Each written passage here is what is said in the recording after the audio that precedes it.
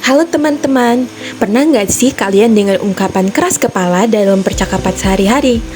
Biasanya kata ini dipakai buat menggambarkan seseorang yang susah dinasihati, suka ngeyel, dan gak mau mengalah. Tapi, pernah kepikiran nggak kalau ungkapan ini bisa kita analisis dari sudut pandang ilmu bahasa atau linguistik? Nah, hari ini aku mau ngajak kalian buat menelaah ungkapan keras kepala dari sisi struktur bahasa Indonesia, khususnya dalam kajian sintaksis. Dalam ilmu linguistik, sintaksis adalah cabang yang membahas bagaimana kata-kata disusun menjadi kalimat yang benar dan bermakna. Di dalamnya ada istilah seperti frasa, klausa, dan kalimat. Nah, waktu aku baca sebuah dongeng berjudul Kambing Kecil yang Keras Kepala, aku langsung tertarik sama ungkapan keras kepala. Kenapa? Karena kata ini terdiri dari dua kata, keras dan kepala. Tapi maknanya kok nggak sama kayak arti katanya secara terpisah? Kalau kita lihat secara leksikal, keras artinya padat atau sulit dibentuk, kepala adalah bagian tubuh. Tapi ketika digabung jadi keras kepala, maknanya berubah jadi sifat seseorang yang susah diatur atau nggak mau menerima pendapat.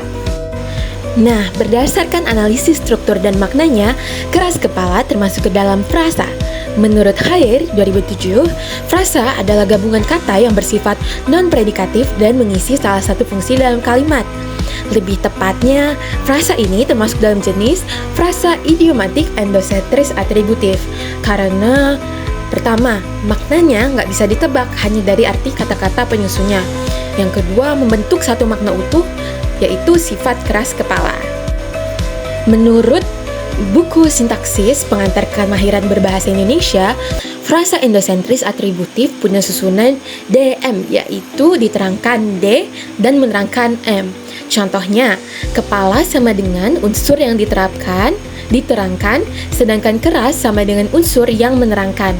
Jadi, kata keras kepala adalah frasa di mana keras menjelaskan sifat dari kepala, tapi karena sudah menyatu maknanya, frasa ini juga bersifat idiomatik.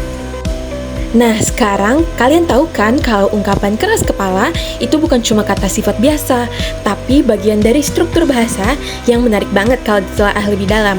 Yuk mulai biasakan peka sama struktur bahasa di sekitar kita. Karena dari situ kita nggak cuma jadi pengguna bahasa, tapi juga bisa jadi pemikir bahasa.